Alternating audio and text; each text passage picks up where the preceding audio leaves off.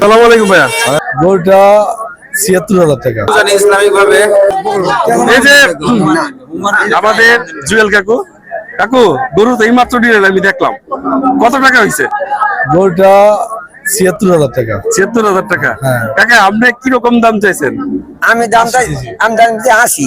৮০। হ্যাঁ। তো কাকা আপনি কি কৃষক হিসেবে পালেন নাকি ব্যবসায়ী? কৃষক আমি দেন না, আমার ভাতনটা দেন নাকি। ওরে বাবা, পাঁচর এটা কি বাইরেতেও কাজে লাগে? আরো গরু আছে, এটা আমি জানি। আচ্ছা কাকু, আপনি যে গরুটা নিছেন এটা কয় দাঁত? দাঁতে দুইটা। দুই দাঁতের। আচ্ছা কাকু, এই জায়গার মধ্যে সবাই কি ঠিকঠাক মতো রওনা দিচ্ছে গরুর?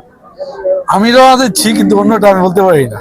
না, অন্যটা আমার দেখি নাই। আমি শুনছি যে যদি রওনা ঠিকঠাক না করতে কোরবানি হয় না, এটা কি সত্যি? এটা আল্লাহ পাক করতে পারবো, এটা আমি বলতে পারবো না। আচ্ছা কাকুর সহজ স্বীকারোক্তি। আচ্ছা কাকু, এই আপনার এই ফুলেশ্বরী বাজারের যে হাট, জি। এটা কিন্তু বহু বছর ধরে চলতেছে, তাই না? জি, জি। এটা আমাদের কিন্তু ঐতিহ্য।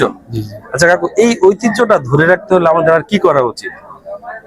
একটা বড় জায়গা দরকার, প্রথমেই একটা বড় জায়গা দরকার। দ্বিতীয়ত মানে হাটের মান আরো উন্নত করা দরকার। গরুর কয়টা দাঁত হতেই হবে কুরবানির জন্য? চারটা। দুইটা। দুইটা। তার মানে কি দুইটা চারটা? একটু চিন্তায় পড়ে গেলাম, কয়টা হইতেই হবে? দুইটাই লই চলে। দুইটাই চলে। এমনিতে কি বয়সের কোনো ব্যাপার স্যাপার আছে? না না, দায়িত্ব গেলে আর বয়সের দরকার নেই। দায়িত্ব গেলে না কাকা, এটা কি আপনার এই আপনি কি কৃষক হিসেবে গরু লালন পালন করছেন নাকি ব্যবসায়ী? না না, আমি কৃষক হিসাবে। কৃষক হিসেবে কেমন দাম হাঁকাইছেন? কত এখন হাটে আজকে আজকে মানে এটা কেমন দাম চাচ্ছেন? আমি চাচ্ছি এটা ৯০,০০০। ৯০,০০০ টাকা। দোয়া রইলো কাকা, যাতে বিক্রি হয়ে যায় ইনশাআল্লাহ। ভালো থাকবেন। সালাম আলাইকুম ভাইয়া। ওয়ালাইকুম আসসালাম। ভাইয়া, ওই গরুর রওনা কত করে? গরু ১,০০০ টাকা করে। ১,০০০। আর ছাগল? ছাগল ৪০০ টাকা। ছাগল ৪০০ টাকা। ৪০০ টাকা। কি মনে হচ্ছে যে রওনা কি সবাই ঠিকঠাক মতো দিচ্ছে? রওনা, হ্যাঁ রওনা দিচ্ছে, কিন্তু লোকাল এলাকা তো তার জন্য ঠিক মতো করতে পারতেছি না, কারণ সব পরিচিত মানুষ।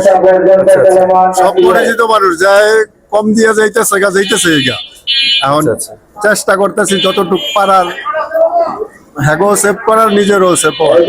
ওই আচ্ছা, এই জায়গায় আছে আমাদের নাসিম ভাইকে একটু জিজ্ঞেস করি যে নাসিম ভাই, রওনা যদি না দেয়া হয় সেক্ষেত্রে কি কোরবানি কি হয়? কোরবানি আমি যতটুকু জানি ইসলামিক ভাবে কোরবানি সঠিক হয় না।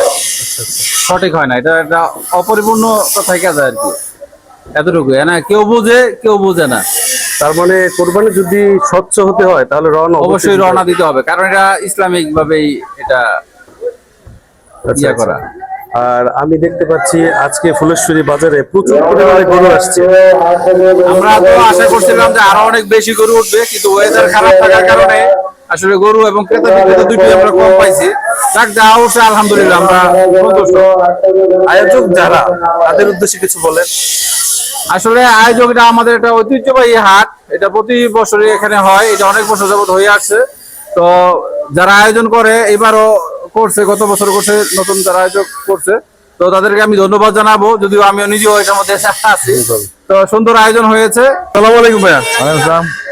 ভাইয়া, এই সাতটানপাড়া ফুলেশ্বরী বাজারের যে গরুর হাট, এটা কিন্তু অনেক ঐতিহ্যবাহী। এটা কিন্তু বছরের পর বছর ধরেই হচ্ছে। তো যদি আপনি কিছু বলবেন যে এই হাট সম্পর্কে, আমাদের ঐতিহ্য আগে থেকে কি কমেছে নাকি এখন আগের মতোই আছে? এখন আগের থেকে কমেছে, অনেক হাট হয়েছে তো চারপাশে, এর জন্য অনেক কমছে। আমাদের হাট আমরা ঐতিহ্য ধরে রাখার জন্যই এই হাটটা ডাইকে আনতেছি।